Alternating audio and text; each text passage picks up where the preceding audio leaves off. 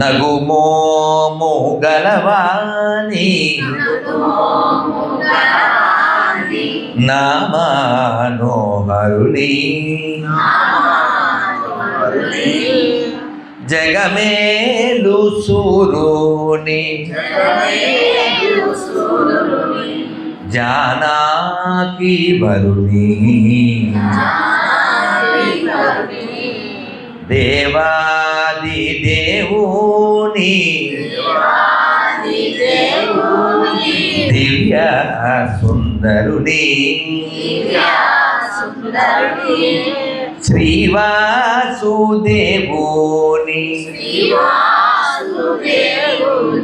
సీతారమణుని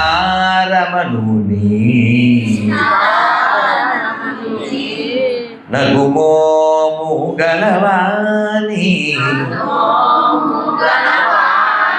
నా మనోహరుని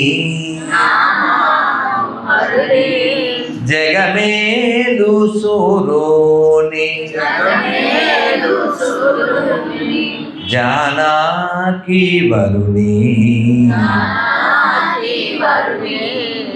మనోహరుడు అంటే ఏంటండి? మనస్సుని హరించువాడు. అర్థమైందా? ఇది త్యాగరాజ స్వామి రామచంద్రమూర్తిని చెప్పారు. మరి అన్నమయ్య వెంకటేశ్వర స్వామి గురించి ఏం చెప్పారు? జగన్మోహనాకార చతురుడవు పురుషోత్తముడవు జగన్మోహనాకార. జగత్తును మోహింపజేస్తాడు ఆయన యొక్క దివ్య సౌందర్యంతో. కాబట్టి భగవంతుడి యొక్క రూపం ఎప్పటికీ అలా ఉంటుంది. మన రూపం మారిపోతుంది, బాల్యం వస్తుంది, యవ్వనం వస్తుంది, వృద్ధాప్యం వస్తుంది. ఎంత రాస్తామో దీనికి కదా! ఎన్ని క్రీములు రాసినా, ఎన్ని ట్యాక్సులు కట్టినా, ఎన్ని యాక్సులు కొట్టినా బాక్సులో పెట్టి పంపించేస్తారు. అవునా కదా? కాబట్టి ఎప్పటికీ ఉండేటువంటిది ఆ విగ్రహం. దాన్ని సచ్చితానందం అంటే సత్ చిత్ ఆనందం. తిరుమల స్వామివారు ఉండేటువంటి ఆ శాంక్టోరియాన్ని ఏమని పిలుస్తారు? ఆనంద నిలయం. కాశీని ఏమని పిలుస్తారు? ఆనందవనం. అదవుతుందా? అది ఆనందవనం, ఇది ఆనంద నిలయం. మరి జీవులు అందరూ ఆనందంగా ఉండాలా, దుఃఖంతో ఉండాలా? శివుడు పార్వతీదేవి తపస్సు చేస్తుంటే మారు వేషంలో వచ్చాడు. ఎవరి కోసం నువ్వు తపస్సు చేస్తున్నావు అన్నాడు. శివుడి కోసం అన్నాడు. అప్పుడు శివుడే అన్నాడు, ఎందుకు అతను అబ్బాయి ఎవరో తెలియదు, అమ్మ ఎవరో తెలియదు, ఉండేది శ్మశానం, కట్టుకునేది ఏంటది, అది మంచి రేమాండ్ క్లాత్, బాంబే డైయింగా, విమల క్లాత్ ఏమిటది, ఒక గజ చర్మం కట్టుకుంటాడు, మెడలో పుల్లమాల, అలాంటి వాడిని ఎద్దు మీద తిరుగుతాడు, హోండా సిటీ కాదు, అలాంటి వాడిని ప్రేమించావా? ఎందుకు? ఎవరిని అన్నారు? శివుడే శివుణ్ణి. ఆవిడ ప్రేమను తెలుసుకోవాలని. అప్పుడు పార్వతీదేవి చెప్పింది, ఎద్దు మీద తిరుగుతున్నాడని అంటున్నావు సరే, ఏనుగు మీద తిరిగేవాడు కూడా ఆయన్ని మొక్కుతాడు కదా. ఏనుగు మీద ఎవరు తిరుగుతారు? ఇంద్రుడు. మరి అటువంటి వాడిని నేను ప్రేమించడం దోషం ఎలా అవుతుంది అంటుంది. అంటే అని ఆవిడ ముందుకు వెళ్ళిపోతుంటే ఈయన చేయబట్టుకుంటారు. వెనక్కి తిరిగితే శివుడు. ఆవిడ సిగ్గుపడుతుంది. అయితే నేను ఇష్టమేనా, వివాహం చేసుకున్నావా అంటారు. అనగానే పార్వతీదేవి ఏమన్నాలి?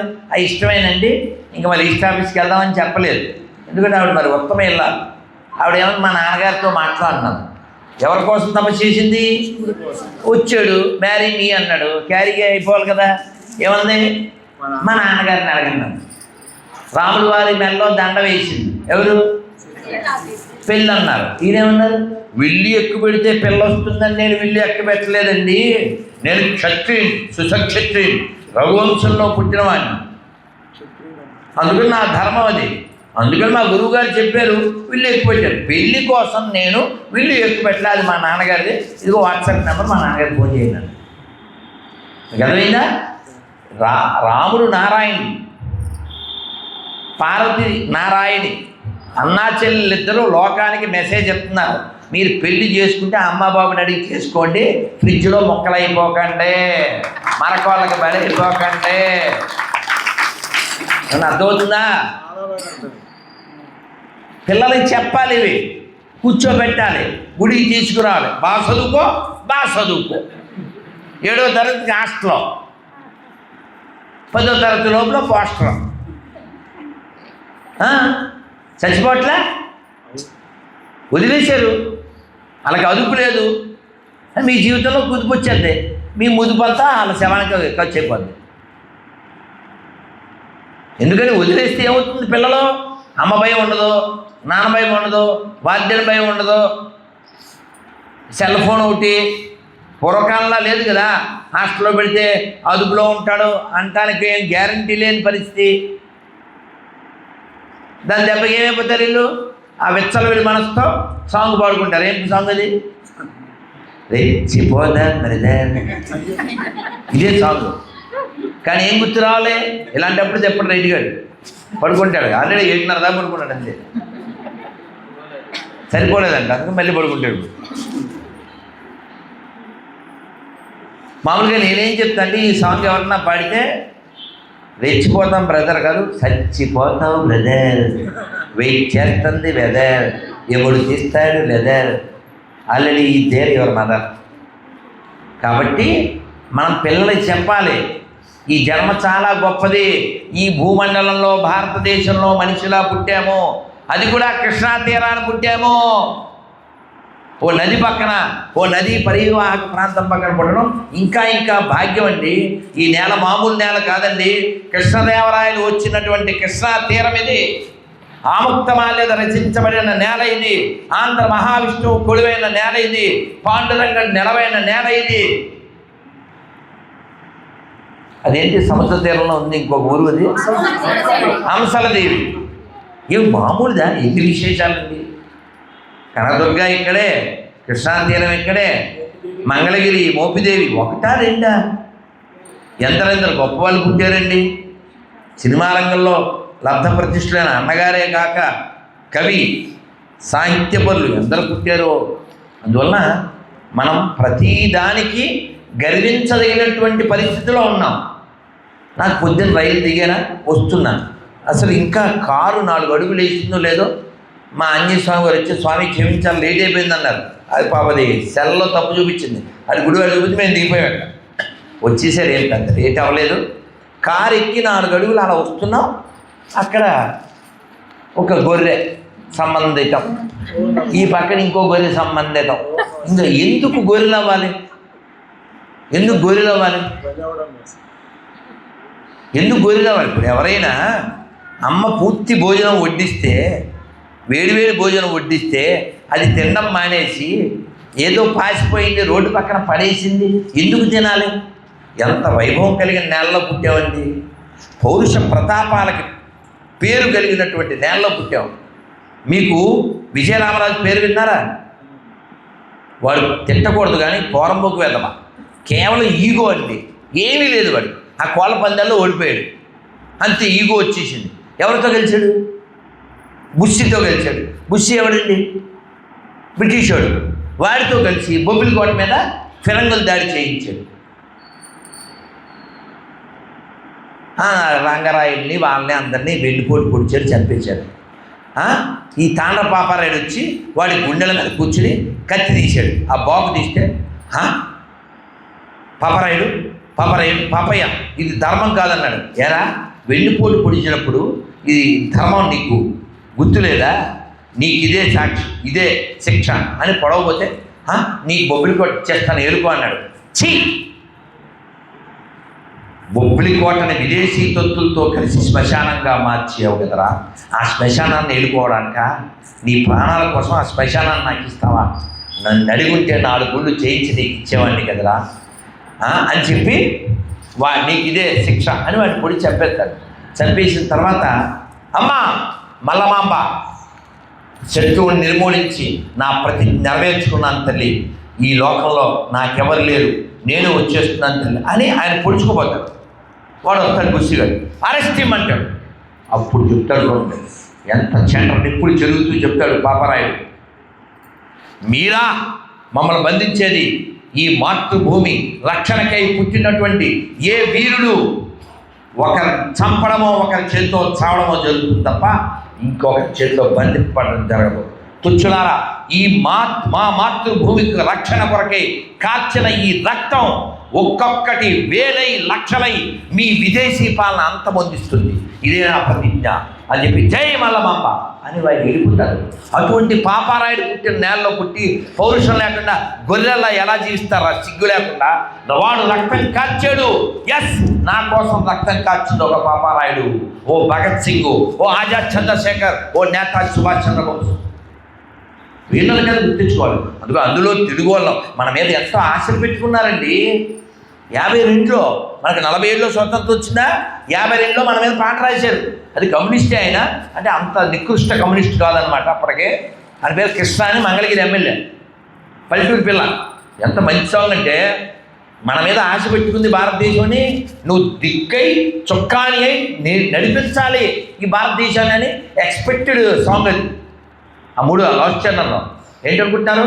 వీర రక్తపు దార భారబోసిన సీమ పలనాడు నీదెరా వెలనాడు నీదెరా, బాలచంద్రుడు చూడ ఎవడోయి తాండ్ర పాపయ్య కూడా నీ బోడోయ్, తాండ్ర పాపయ్య కూడా నీ బోడోయ్, చెయ్యెత్తి జై కొట్టు తెలుగోడా గతమెంతో గల కీర్తి కలబోడా. ఏ దిక్కుమాల ఎదవైనా ఇది పార్టీ సాంగ్ అనుకోకండి, పాపించేద వల్ల. ఇది తెలుగువారి యొక్క వైభవం, అర్థమైందా? అది పార్టీ కుక్కలో, కులం కుక్కలో ఏ నదుల్లోనే దూకుసామండి. ధర్మానికి కుక్కలా ఉండాలి కానీ పార్టీ కుక్కలు ఎందుకండి? వీరాంజనేయులకి రామాంజనేయులకి పడతాం, సుబ్రహ్మణ్యానికి బాలసుబ్రహ్మణ్యానికి పడతాం. ఎందుకంటే ఈడో పార్టీ కుక్క, అడో పార్టీ కుక్క, అడో కులం కుక్క, ఈడో కులం కుక్క. అరే నిన్న బాంబులు పెట్టి ఢిల్లీలో పెట్టినోళ్ళు, పహలగావ్లో చంపినోళ్ళు రెడ్డి గారా అండి, శర్మగారా అండి, శెట్టి గారా అండి, యాదవా అని అడిగాడా? హిందూ అయితే వేసేసారు. హిందువుల్ని తగ్గించడానికి, హిందువులు లేకుండా చేయడానికి, హిందుత్వాన్ని నాశనం చేయడానికి వాళ్ళ జాతి చాలా కష్టపడుతుంది. మనం రక్షించుకోవడానికి కష్టపడట్లే. మనం ఇంత కష్టపడి దేవాలయాలు కడుతున్నాం, కోట్లు పెడుతున్నాం, కానీ వాళ్ళ మైండ్ నిండా ఏముంది?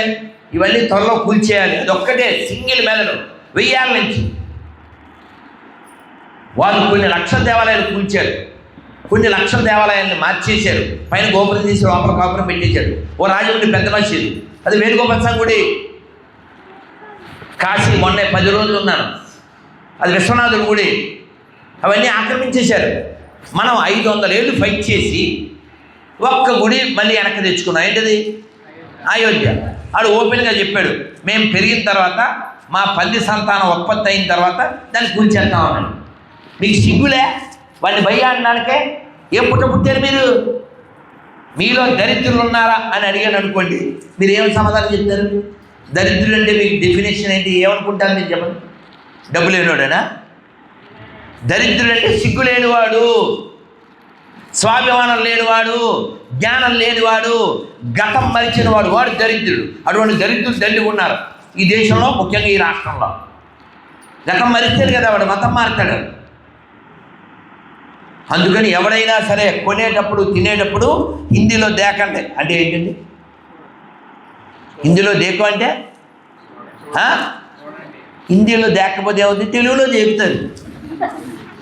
శ్రీశైలం వెళ్ళేటప్పుడు అన్నపూర్ణ భోజనాలయం, మీరేమనుకుంటారు? మందే కదా అని తినేస్తారు. తినేసాక ఫోన్పే కొడతారు. అందులో ఏమవుతుంది? అన్నపూర్ణ వద్దాం అంటున్నారా? అబ్దుల్ ఖాదర్ ఆ పాటికి అందులో ఇది 4 రకాలు కలిసిపోయింటాయి లిక్విడ్లు. తెలుసా మీకు? మొన్న మధ్య పానీపూరిలో ఉప్పు లేదని వేడి పానీకి వెళ్ళిపోయాడు. శివ అంటే కుదరదు, అది శవం బ్యాచ్. ఎడారి మతాలంటే ఏంటి? ఒకటి నిలబెట్టించాము, ఇంకోటి పడుకోబెట్టించాము. కానీ మీలో దరిద్రులు అంటే ఎవరు? అన్ని మతాలు ఒకటి అనేవాళ్ళు దరిద్రులు. అందుకని కొనేటప్పుడు, తినేటప్పుడు కొంచెం హిందీలో దేకండి, అర్థమైందా? ఒక ప్రతిజ్ఞ చేయండి, మనం వెళ్దాం. కుడి చేయి పెట్టండి నేరుగా. ఇది ఒక్కటి పాటించండి చాలు, మన ధర్మాన్ని రక్షించుకోవచ్చు. రేట్ ఎక్కువైనా సరే హిందువుల దగ్గర కొనండి. ఈ భారతదేశంలో, ఈ హిందూ రాష్ట్రంలో, ఈ ఆర్యావర్తనంలో, ఈ వేద భూమిలో, ఈ కర్మ భూమిలో, ఈ పుణ్యభూమిలో, ఈ ఋషి భూమిలో, ఈ దేవభూమిలో హిందూగా పుట్టిన నేను, హిందూగా జీవిస్తున్న నేను హిందువుల దగ్గరే కొంటాను, హిందువుల దగ్గరే తింటాను, హిందువులాగే ఉంటాను. భారత్ మాతాకి అర్థమైందా? అయ్యే కిత్నా భయ్యా, కిత్నా భయ్యా ఆప్కే లియే ఏక్ గొయ్యా. పిల్లలకు కూడా చెప్పాలి. ఏమని చెప్పాలి? పిల్లలు నుంచో ఇక్కడ. ఏం పేరు నీ పేరు? ఇక్కడ నుంచో. భలే ఉంది పేరు ఏకానందని. ఏం చదువుతున్నారా? నుంచో. 7th class. ఎన్నేళ్ళు? చెప్పు. అన్నీ ఏకలుగా ఉన్నాయా? ఉన్నాయా? లేవుగా చప్పట్లు కొట్టు. బల పని చేస్తున్నాను. రైట్, కూర్చో చెప్తాను. ఇప్పుడు మామూలుగా ఇక్కడ అమ్మవారు ఉన్నారు కాబట్టి సింహవాహనం. శివుడు ఎదురుగా ఎవరుంటారు? నంది. ఇప్పుడు గుళ్ళో నంది, ఊళ్ళో పంది ఒకటేనా? సమానమా? 5,000 సమానమా? మీ అమ్మ షోరూములో బొమ్మ సమానమా? ఆవుకి అన్నం పెట్టేవాడు, ఆవుని చంపి అన్నంలో తినేవాడు సమానమా? 4 అడిగాను, మళ్ళీ అడుగుతున్నాను. అందరూ చెప్పండి. 5,000 సమానమా? అమ్మ బొమ్మ సమానమా? గుళ్ళో నంది, ఊళ్ళో పంది సమానమా? ఆవును మేపేవాడు, ఆవును మేసేవాడు సమానమా? అన్ని మతాలు సమానమా? అది పెద్ద దరిద్రుడు కూడా కాదు. దరిద్రుడు అంటే అవునంటాడు. డిసెంబర్ 25. డిసెంబర్ 25 ఏంటి? కిస్మిస్. వాళ్ళకి లాజిక్ మిస్. మనం కేకులు తినాలా ఇవ్వాలా? మనం తినకూడదు కానీ ఇవ్వాలి. ఎలా ఇవ్వాలి? మనం ఎందుకు ఇవ్వాలి? ఆ రోజు గొప్ప ఆయన పుట్టాడు. ఎవరు? ఏబీవీపీ అంటే ఎవరు? అటల్ బిహారీ వాజ్పేయి. కొత్త వీపీ పట్ల ఏబీవీపీ పుట్టాడు. కొత్త వీపీకి ఏం రుజువులు లేవు, ఏబీవీపీకి రుజువులు ఉన్నాయి. అది ఒక ఖుషిగా అవుతుంది. ఇలాంటప్పుడు చెప్పడం మరి ఎడిగాడు. అర్థమైందా? వీపీ పుట్టినరోజు కాదు అది, ఏబీవీపీ పుట్టినరోజు. అంటే అటల్ బిహారీ వాజ్పేయి పుట్టినరోజు. కాబట్టి మీరు కూడా కేకులు పంచిపెట్టండి. అయితే ఆ కేకులు నైవేద్యం పెట్టి పంచిపెట్టండి. వాళ్ళకి దాన్ని మెర్రీ కిస్మిస్ వేసి చేయండి. తినేసాక చెప్పండి అమ్మవారి ప్రసాదం. అంతే, పుణ్యం వచ్చేది. అర్థమైందా? మనం చూడండి, నా ఇన్స్పిరేషన్తో క్రాంతి అని నన్ను ఇంటర్వ్యూ చేస్తుంటాడుగా. అతను ఏం చేశాడు? వాడు గొర్రెని తీసుకొచ్చాడు, పాస్టర్ గొర్రె. వాడిని తీసుకొచ్చి స్వీట్ అన్నాడు. ఇదేం ప్రసాదం కాదు కదా, అబ్బే ఒక్క స్వీట్ అన్నాడు. నన్ను నమ్మరా అన్నాడు. నమ్ముతున్నా అన్నాడు. తినేసాడు. సారీ, అవి ఎల్లం ప్రసాదం అన్నాడు. అయ్యయ్యో గొర్రెలు చచ్చిపోయేనే, అయ్యయ్యో ఎల్లమ్మకి బలి అయిపోయేనే. ఎందుకు? ఇటు రక్తం తాగచ్చు, అటువంటి జంతువులు తినచ్చు. మడిగా వండినా నెయ్యి వేసినా ప్రసాదం తినకూడదు. అందుకే పాట పాడతాను నేను. ఉదికే పాడినాం. ఏం పాట? గొర్రె మెదడంతే, గొర్రె బతుకంతే, మెదడున్న వారెవరు, గొర్రె కారంతే. అదేనా? అందుకని గొర్రెలా బతకండి. చాలా గొప్ప వారికి వారసులం. ఋషులు పుట్టిన నేలలో పుట్టాం, వీరులు పుట్టిన నేలలో పుట్టాం. పౌరుషంతో జీవించండి. మీరు ఏ మతం మారినా చచ్చిపోతారు, మారకపోయినా చచ్చిపోతారు. కానీ స్వాభిమానంతో జీవించండి, స్వాభిమానంతో మరణించండి.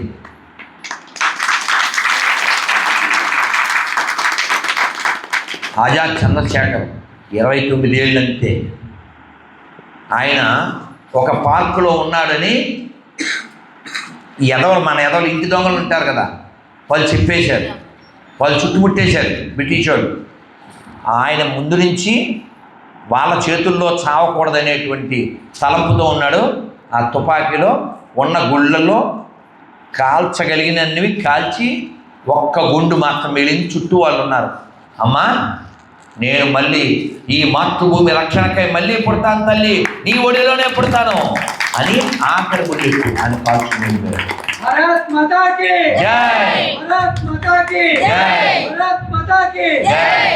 కాబట్టి దేశభక్తి లేని స్వధర్మ నిష్ఠ లేని, స్వాభిమానం లేని జాతి ద్రోహుల ఎడారి మతాల పాషండ మతాల నుంచి ఈ దేశాన్ని, ధర్మాన్ని రక్షించుకోవాలంటే మనం మాట్లాడాలి. అలాగే మన ఆచరణ బాగుండాలి. మీరు ఖచ్చితంగా బొట్టు పెట్టుకోండి. మీ పిల్లలు బొట్టు పెట్టుకుని బయటికి వెళ్ళేలా చూడండి. అలాగే దేవాలయానికి వారానికి ఒకసారన్నా వచ్చేటట్టు చూడండి. అలాగే దేవాలయాల నిర్వాహకులు ఎక్కడున్నా సరే, రాష్ట్రం, దేశం ఎక్కడున్నా, మొన్న నేను రావులపాలెం వెళ్ళా. అక్కడ ఏ ఊరిదా రెడ్డి మనం వెళ్ళిందాం, అది పక్కన పల్లెటూరు వెళ్ళాం. సాంగ్ రిలీజ్ చేశాం కదా, దాని పేరు వెదిరేశ్వరం. విధులు అక్కడ తపస్సు చేశాడంట. అక్కడ అప్పుడు కాలం గుళ్ళు 3 ఉన్నాయి, బయట కొత్త గుడి ఉంది.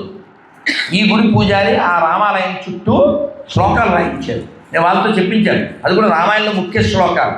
అందుకని దీని ఎవరు, వీరి పేరేంటి? ప్రభాకర్ గారు. వెన్నకోట. నాకు విన్నపాలు గుర్తొస్తున్నాయి. విన్నపాలు వినవలే వింత వింతలు పండగ పూదో మదేర పైకెత్తవేలయ్య. విన్నపాలు వినవలే వింత వింతలు. కాబట్టి వెన్నకోట వారికి చెప్పండి ఏమిటంటే, ఇక్కడ ఆ పై భాగంలో చక్కగా ముఖ్య శ్లోకాలు నేను మీతో చెప్పించేసి వెళ్ళిపోతాను. రికార్డు చేసేసుకోండి. వాటిని ఈ గుళ్ళోనే కదా, అన్ని గుళ్ళల్లో పెట్టండి. ఇలా చూస్తే ఒక శ్లోకం, ఇలా చూస్తే స్లోగన్, ఇలా చూస్తే ఓ వాక్యం కనబడాలి. లేకపోతే వచ్చి దండం పెట్టిన అన్నం తినేసి వెళ్ళిపోతారు, చాకబద్దోడు చెప్పేసి వెళ్ళిపోతారు. ఏం మార్పు రాదు. మీరు చూడండి, చిన్న చర్చి కడతాడు, లోనికి రమ్మో అంటాడు, బయట బోర్డు వేస్తాడు. వాడు నీ కొరకే కార్చెను, 5 లీటర్లు ఎంత కాల్చాడో తెలియదు, ఏదో రాసి ఉంటాడు. ఇక్కడ మన రాజుగారి కోట ఉందా, రాజుగారి చెల్లెల కోట. ఏంటి కోట పేరు? మహల్. ఆ మహల్ దగ్గర ఏదో రాసేసారు ఆ పందులు. మీరు ఆ పక్కన మంచి భౌతిక శ్లోకం అది ఒక స్టాండ్ పెట్టి పెట్టండి. అర్థమైందా? మీ అందరికీ తెలుసా?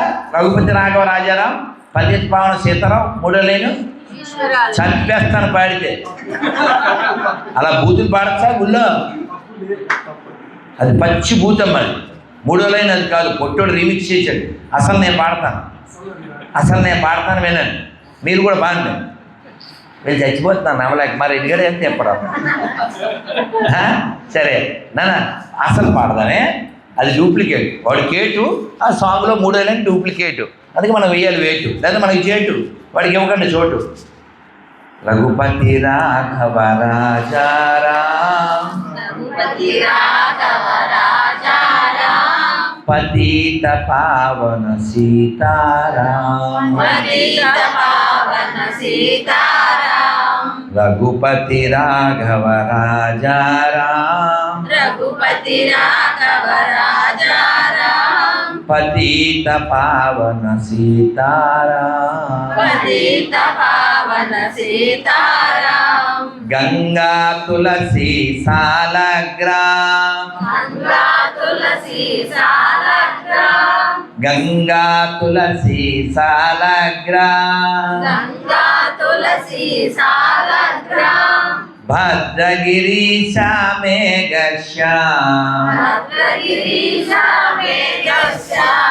భద్రగిరీశ మేఘశ్యాం రఘుపతి రాఘవ రాజారాం పతిత పావన సీతారాం గంగా తులసి సాలగ్రాం భద్రగిరీశ మేఘశ్యాం. బోలో సీతారామచంద్రమూర్తి భగవాన్ కి, లక్ష్మణ స్వామికి, పవన సుతవీర హనుమానికి, భారత్ మాతా కి. ఈ శ్లోకాలు చెప్పి నేను వెళ్ళిపోతాను, చక్కగా చెప్పేసేయండి. అమంతరమక్షరం నాస్తి నాస్తి మూలమనౌషధం అయోగ్యో పురుషో నాస్తి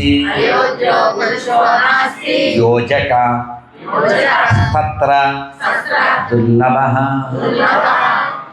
దీని అర్థం ఏంటంటే మంత్రం కానీ అక్షరం లేదు. రా అని రాశారు, కుడి పక్కన మా రాస్తే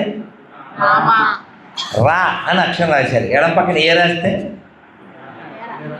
ఇందాకేమైంది పుణ్యం వస్తుంది. ఎలా అంటే ఏమవుతుంది కదా, both are not same. Radha Manohar ఏం చెప్తాడు, ఆల్ ఆర్ నాట్ సేమ్. అర్థమైందా? అమంతరం అక్షరం నాస్తి, నాస్తి మూలం ఔషధం. ఇది ఒక్కండి అంటుంటా, ఏం కాదు, అందులో ఒక ఔషధం ఉంది, నీకు తెలియదు. వీడు వేస్ట్ కాదు సార్ అంటాం, ఏం కాదు, ఆ వేస్ట్ గాడితో కూడా ఏదో పని ఉంటుంది. కానీ కింద చెప్తారు లాస్ట్ లైన్లో, యోజక స్తత్త దుర్లభ. లీడర్స్ లేరండి, అక్షరాలను ఎలా వాడాలో తెలిసిన వాళ్ళు లేరు, ఔషధం ఎలా కనిపెట్టాలో తెలిసిన వాళ్ళు లేరు, ఈ వ్యక్తుల చేత ఎలా పని చేయించాలో తెలిసిన వాళ్ళు లేరు. అన్ని అక్షరాలు మంచివే, నీకు వాడటం వస్తే.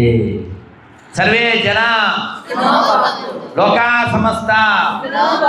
ఇలా లోకం యొక్క మేలుకోలేదు కేవలం సనాతన ధర్మం మాత్రమే. కాబట్టి భారత్ బాగుంటే ప్రపంచం బాగుంటుంది. భారత్ బాగుండాలంటే హిందువులు బాగుండాలి, హిందువులు బాగుండాలంటే దేవాలయాలు బాగుండాలి, దేవాలయాలు బాగుండాలంటే దేవాలయాలు బోధనా కేంద్రాలు కావాలి. Temple is a place for learning, not for earning. ఇవాళ న్యూస్ వచ్చింది, నేను లైవ్ డిబేట్కి వెళ్ళి ఉండాలి, సరే ఇక్కడ రావాలి కాబట్టి నేను వాళ్ళు రిజెక్ట్ చేశాను. అతను అధర్మారెడ్డి అని ఒక ఈవో ఉండేవాడు కదా, ఏం పేరు, నేనేమన్నాను, నేను చెప్పిందే కరెక్ట్. అదైందా, అధర్మారెడ్డి ఒప్పుకున్నాడంట. అయినా వెంకటేశ్వర సొమ్ము తిని ఎవరన్నా బాగుపడ్డా, వాడి కొడుకు చచ్చిపోయాడు. అలా చాలా కుటుంబాలు కూలిపోతాయి. అందుకని మీరు ప్రతి గుళ్ళో రాయించాలి, దేవుడి సొమ్ము తిన్నవాడు వాడి వంశాలు తరతరాలు దర్శిస్తాయి. ఉత్తర రామాయణం రాసేది. ప్రతి గుళ్ళో ప్రతి చోట ఇలా తిరిగితే ఒక శ్లోకం, ఇలా తిరిగితే ఒక శ్లోకం ఉండాలి. ఇప్పుడు చెప్పింది శ్లోకం రాయించండి. అలాగే ఇంకోటి చెప్పండి, నమస్కారం మొదలుపెట్టి.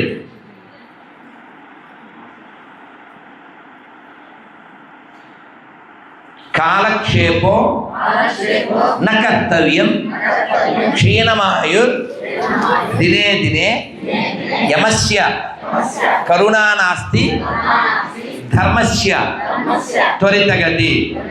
అంటే ఏంటి? Don't waste your valuable time. కాలాన్ని వ్యర్థం చేయకండి. ఎందుకని రోజు కాలం కొంచెం కొంచెం గడిచిపోతుంది. క్షీణమాయ దినే దినే యమస్య కరుణా నాస్తి. ఎముడికి దయలేదు, ఎముడికి దయలేదు. అయ్యో పాపం, మొన్న వాళ్ళ అమ్మాయి నీళ్ళు వేసుకుంది, మొన్న కారు కొనుక్కున్నారు, అలా ఆయన రంగు వేసుకున్నాను జుట్టుకి, ఎన్ని చూస్తాడు ఏంటి? యమస్య కరుణా నాస్తి.